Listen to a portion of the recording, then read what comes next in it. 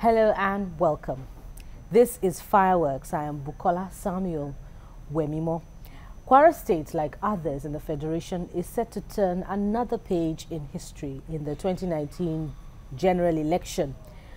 There are certain factors, as the permutations go, that are believed to determine who will succeed Governor Abdul Fattah Ahmed. And they are zoning, party affiliation, political antecedents, and even religion. These will determine who wears the cap in 2019. But my guest today believes the cap is his perfect match. We'll find out just how true that is as I bid you welcome to your preferred hard talk interview program on TVC. I am Bukola Samuel Wemimo. Let's take a moment. Thank you for staying tuned to Fireworks, your preferred hard talk interview program on TVC. My guest today is Malam Lukman Mustapha, a Kwara State politician, chartered accountant and banker. Thank you for your time, sir. Thank you very much. Yeah. Let's start this way. Since we talked about zoning, antecedents, party affiliation, I'd like to pick antecedents. You were a key member of the People's Democratic Party before your defection to the APC. So tell us what informed your movement. It is true that we were in PDP and we've been able to sustain opposition and make it very vibrant before the news started coming up about the planned defection of the Senate President, Dr. Bukola Saraki, to PDP. And let me be bold to say that in Kwara State, opposition or political party is not really about politics in Kwara is not really about political parties per se, but it is about hegemony, those that are for the hegemony and those that are against the status quo. It is about those that are serving us, that are governing us now, and those that are not satisfied with the way we are being governed.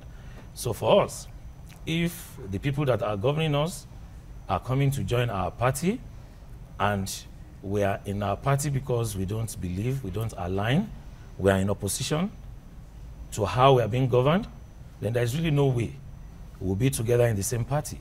So for us, it is really a movement in the right direction. It is a good development for us to be able to join our brothers and brethren in other parts of the country. So it is a decision that we took to move to APC in line with what is obtainable in the rest of the country.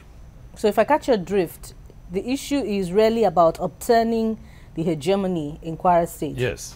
That is the bone of contention now. That is the current political awareness in Kwara State. Correct. But you were part of the hegemony before. I was never part of the hegemony. But we'll get to that. So how will the gale of defections that trailed the Senate President's return to the PDP, how will it affect the 2019 general election in that state? For us, it's a positive development. Positive? Yes, we are happy that he left APC, and it created an excellent opportunity for us to, as I've said earlier on, align with our brethren in the APC. We have always been in the progressives. Does that explain why right after the return of Dr. Bukola Saraki to the PDP, the headquarters dissolved the Shola Fulani state executive? Yes. So it was a question of distrust? Yeah, really. It is a question of distrust because, you know, in politics, what you see is that people want to take charge of all avenues and of all fronts so that either way they are at advantage. And what we discovered is that after his defection, he still left some of his people in APC, and we know these are his people. We have video recording of where these people that were manning and managing APC hitherto were going around telling people that APC is dead in Kwara and all of that.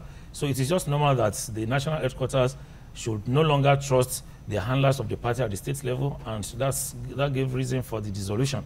Speaking of distrust, can you also be trusted as one that has been fingered as one of the loyalists of Dr. Saraki, pretending to be a progressive in the APC?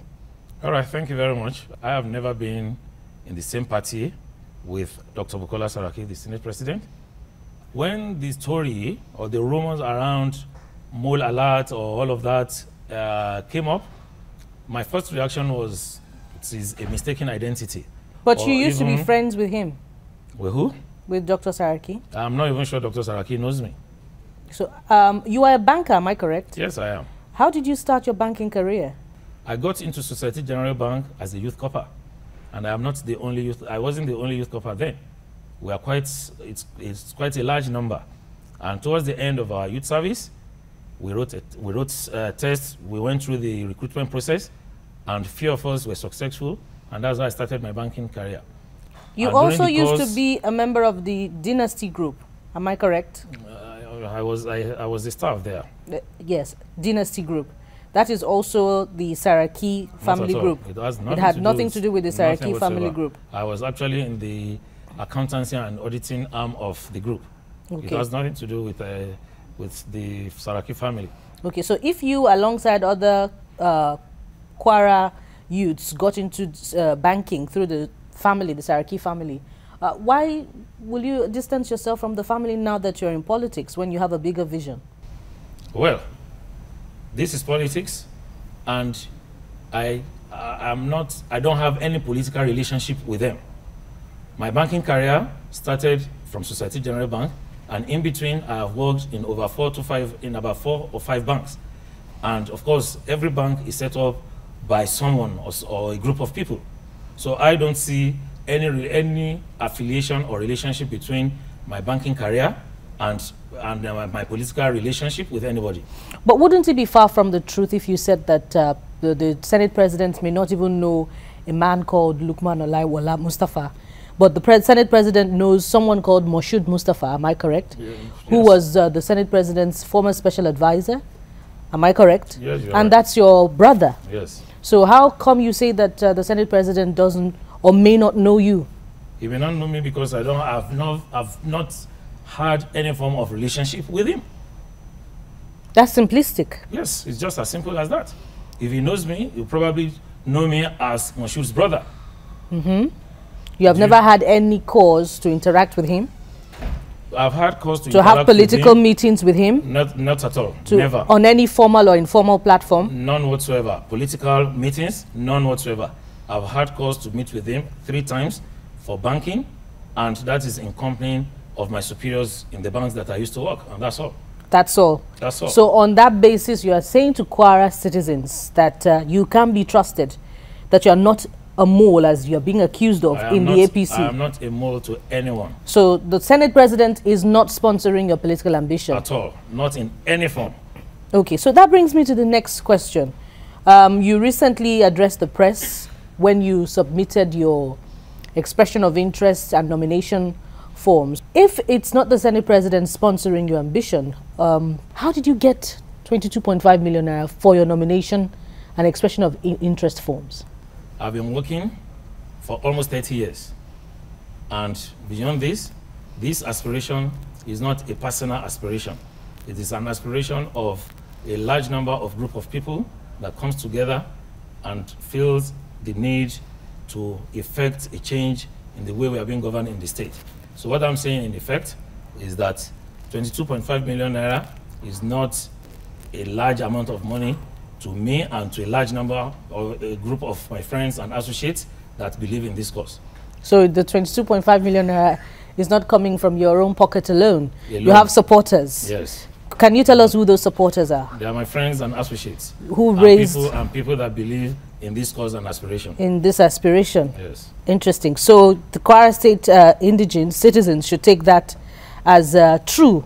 Yes. That indeed the process is devoid of any form of interference at the national level or even state level? Correct. All right. That takes us to the next unrelated question. Nigerians are talking about the high price tag attached to the presidential, governorship and National Assembly forms for elections. What are your thoughts on this? Well, the initial reaction is that it's quite high, but a deep reflection of the reasons, objectives will show that it's not that high. So for me, I think the objective of the party is to enable people come up with...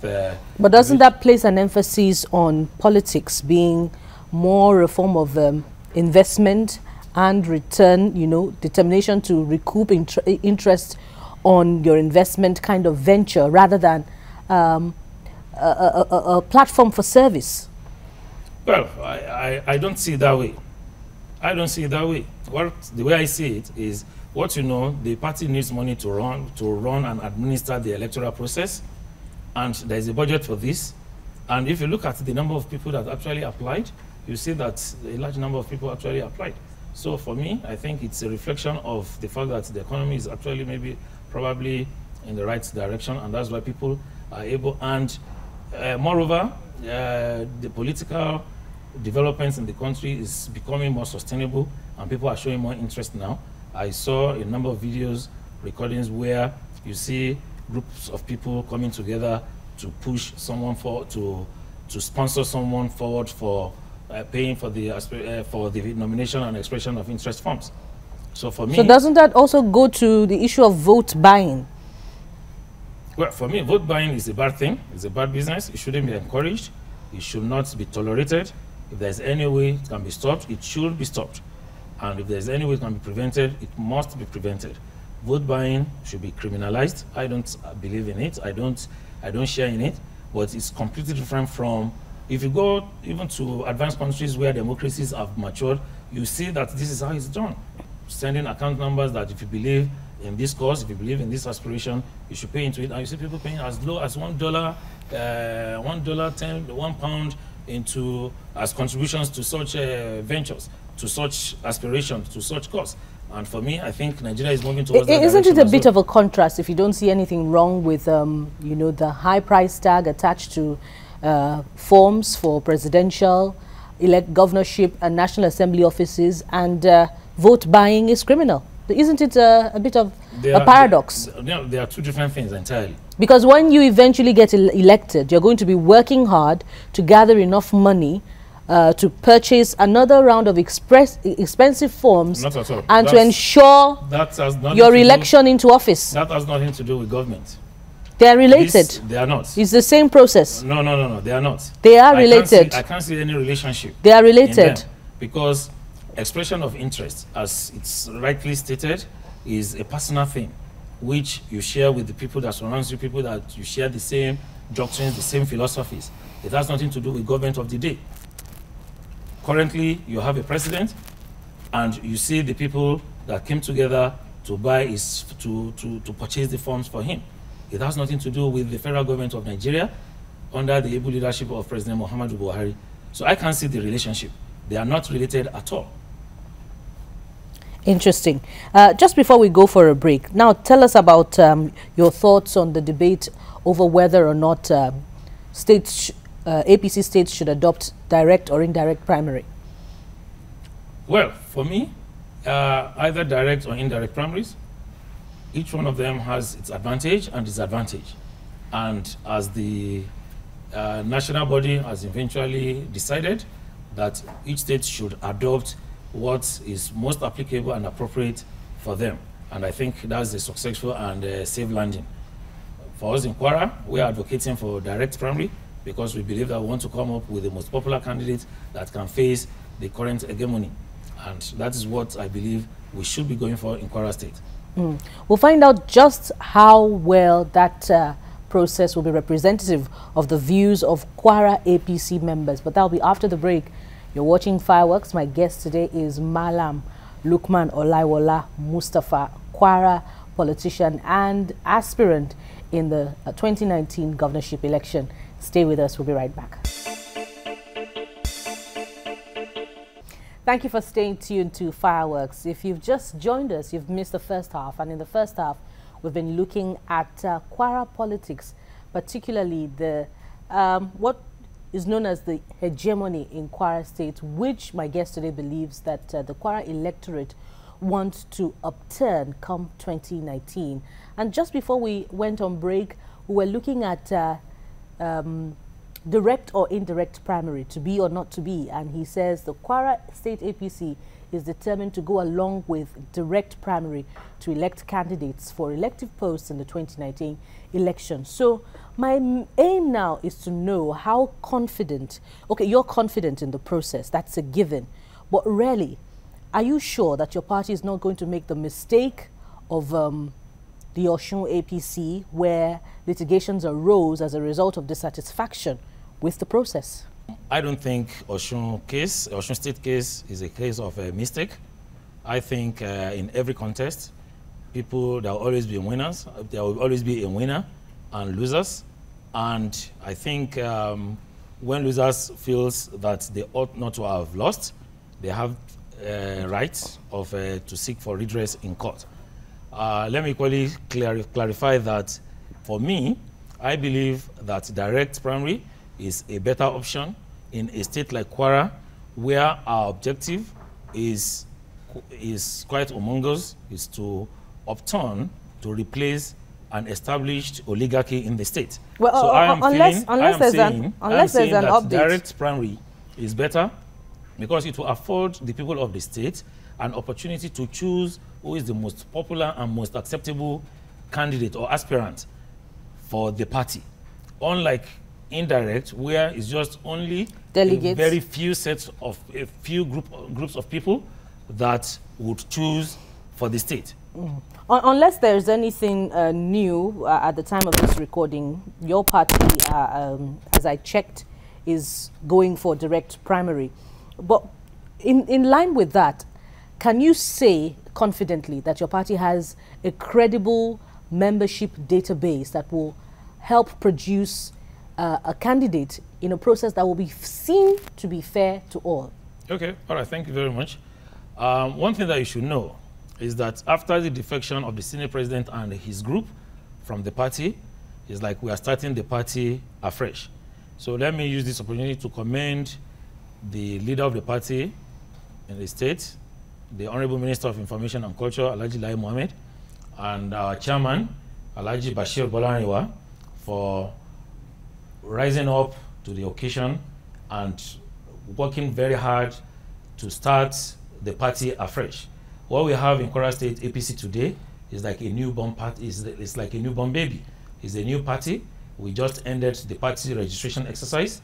The data is being captured so that we'll be able to have a credible register ahead of the primaries, be it direct or indirect. Mm. Are you saying this for the cameras, or you're confident in the process?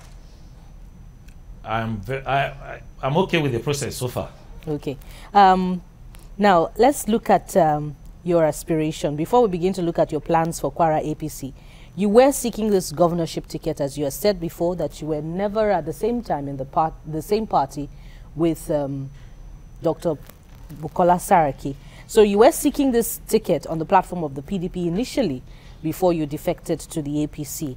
So can you tell us if there was, besides your determination as expressed to resist the Kwara State hegemony, was there any other threat in the party that made you exit to the APC? There's no any other threat. We had a very formidable, cohesive party, opposition party in Kwara State. In fact, we were ready, we were good to go, we were fully on ground ahead of the elections. And let me state that sometimes towards the end of last year, around October or November last year, we had the local government elections, which was conducted by the state INEC. And despite the fact that the regulatory body is under the watch of the state government, so to say, we made a very, very beautiful showing. The reason why we are doing what we are doing is because we are totally against what and how we are being governed in the state. And so there is no way we will be together and be preaching against or be in the same party with the people, with the same set of people. Perhaps I should be more direct with my questions. We are preaching against. Out of the long list of about 25 aspirants, which of course there's been a poll to put you at about 48% in acceptability, Is there any other candidate that you see as a threat to your aspiration? There is none. There's no threat from your brother, no one Moshood Mustapha? For me, there is really no threat. No one has worked as much as I have. No one has engaged the people of the state as much as I have. Not even your brother? No one has traveled far and wide. I have covered the entire 193 wards. I've covered almost over 300 communities. We have done what we call need assessment of each community. We have been able to come up with what we call a governance blueprint. There is no threat, not even from your brother? So there is no threat from anybody whatsoever in respect of my aspiration. My aspiration is not personal. Isn't it a bit of an abnormality that you have two brothers in the Kwara State governorship race? There's really nothing abnormal there. And it is just a normal thing in politics. As far as I'm concerned, we are giving, what we are displaying to the people of Kwara State and Nigeria as a whole is that in our family, we are practicing true democracy. And we are giving the people of the state an opportunity, an opportunity to choose whoever they believe, because whoever they believe in. It's just as simple as that. So it goes without saying that your brother, Moshood Mustapha, is a Saraki loyalist. Well, my brother Moshood Mustapha is a member of APC today. So you're telling us confidently now that the aspiration of brothers, the Mustapha brothers, is not causing any division within the family? Not at all. Politics can never bring any division within the family. As we coast home gradually, Dr. Bukola Saraki is the strong man of Kwara politics. And of course, he'll be looking to install his loyalist in office as governor come 2019. Can the All Progressives Congress spring a surprise in that election? Can the hegemony that you talk about be upturned? Yes, I sincerely believe that. How do you intend to achieve that? And if I don't, we won't be doing this. The fact is, the people of the state are tired of having the same set of people in government without anything to show for it. Prosperity is not being shared. Prosperity, people, the common denominator in Kwara State today is poverty. Is poverty. You see how people wallowing in poverty, in starvation, unemployment is on the increase, youth unemployment is pervasive. You saw the recent incident in Offa, where our youth, graduates, are now carrying guns out of frustration, out of desperation. Thuggery, courtesan. Would you exercise caution there? Because it's no fault of the PDP, but the APC, or either way. I have told you this. Either party that you'd like to call it, because the former PDP, which is now the new PDP, was formerly APC, and Bukola, you are a member of the APC. Bukola, I have told you. So you will take responsibility for these problems that you enumerate. In Kwara State, it is not about PDP or APC. It is about the current status quo, the current hegemony, and those that are yearning for a change. Which came in the appearance of the progressives in the last 3+ years, you can see that before the gale of defections. Dr. Bukola Saraki was the governor of Kwara, was the governor of the state under the platform of APC. Sorry, under the platform of PDP. In 2014, they moved from PDP to APC, and now they are back to PDP. So the question, the issue really is not about which party, but the people. It should also be about. So it shouldn't. It should also be about who should take responsibility for what, regardless of the garb that is worn. The garb? Yes. Well. Regardless of the uniform. Yes, yes. Regardless of the symbol. Yes. Either the umbrella or the broom. Or the broom. So for us in the state, it is neither. It is not about umbrella or broom. It's about the people.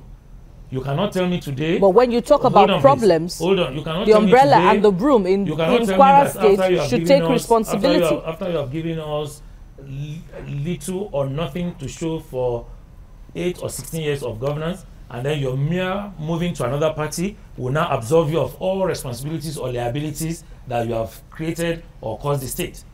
I don't think that is the right way to go. Since 2003. So you are holding the broom, the same symbol held by the hegemony before it defected. Yes. So what do you intend to do differently? And can you be trusted being a member of the old guard? You are still getting it wrong. The old guard with the broom, not the hegemony. The old guard with the broom are now carrying the umbrella. Do you understand? The old guards with the broom, they've dropped the broom and are carrying the umbrella. When they were carrying the broom, we were carrying the umbrella. So now that they dropped the broom for umbrella, we have dropped umbrella for broom too. Okay. So there is no connection whatsoever. So what do you intend to do differently with the broom that was held by those now carrying the umbrella? Yes, we are happy that now we are carrying the broom, because now we can associate with progressive states like Lagos, like Osun, like many other states in the country that are APC-led states. There's no state like Kwara in Nigeria where you have the same person or set of people governing the state over a period of time. There wouldn't have been anything wrong with that if there is nothing, if we have a lot of value to show for it, if we see prosperity being spread across the people, across the state. But the problems of Kwara people are real. There's poverty. Yes. You talked about your youths carrying guns. Yes. How do you intend to reorientate them and to empower them? We have a number such that they stop depending on the Kwara elite for the basics of life. Exactly. What we are launching is a rebirth campaign. What we mean by rebirth is that we want to renew and cause a new division, a new philosophy in the narratives of the state. We have what we call a 5-point agenda. We know that this five-point agenda may not really attend or solve all the problems of the state, which are among us, which are numerous, but if we are able to tackle these 5, we'll be able to at least launch the state on the path of progress. I'm talking in terms of economic growth, where we are looking at how we can harness our opportunities in agric. The state has perfect climate, fertile lands for agric, which we want to turn into agric processing. We equally have water. A lot has been spent. The governor recently stated that about 8 billion naira has been spent on water in the last 6 or 7 years. Yet, there's still no water running anywhere. Now, in the process to you achieving all of this, religion, the traditional institution, we gather, also play a huge determining role in who gets the big office in that state. And we gather that one of the paramount traditional rulers visited you recently, and you've also been holding meetings with the power brokers of your party. And that brings me to the last question. Are you the anointed candidate of the All Progressives Congress? Well, I am the anointed candidate of the masses, the people of Kwara State. I'm not aware of any other form of anointment from anybody that you have mentioned, be it traditional institutions or power brokers of the party. But I know that I have a robust and very good relationship with the traditional institutions, with the power brokers, with the masses, with everybody in the state. I have good relationship with them, and I believe that we can leverage on this. But you don't deny that you were visited recently by one of the traditional rulers. I told you that I have good relationship with not only the Emir of Ilorin, but a large number of the Emirs. So do they visit other candidates like that every day? I wouldn't know. They haven't visited any other candidate as you have heard of I wouldn't recently. know. So, I don't know so the kind of that's a privilege. I don't know the kind of relationship they have. That's a privilege. Well, if it's a privilege, fine. If you see it that so way, fine. You're also having consultations with power brokers in your party. Am I correct? Just like any other aspirant. So we should expect good news in that regard in the next coming days. Hopefully. All right. So whether you or not you become the endorsed candidate, we want to wish you all the very best from the Fireworks team. Thank you for your time, sir. Thank you, Bukola. Thanks for having me. And that's our package on Fireworks today. Of course, it has brought you further insight on the politics of Kwara, APC, and of course, perhaps, other workings of inter-party politics and governance in that state. That's why I urge you to join me again, same time next week when I bring you another incisive edition of the program. On behalf of the crew, I am Bukola Samuel.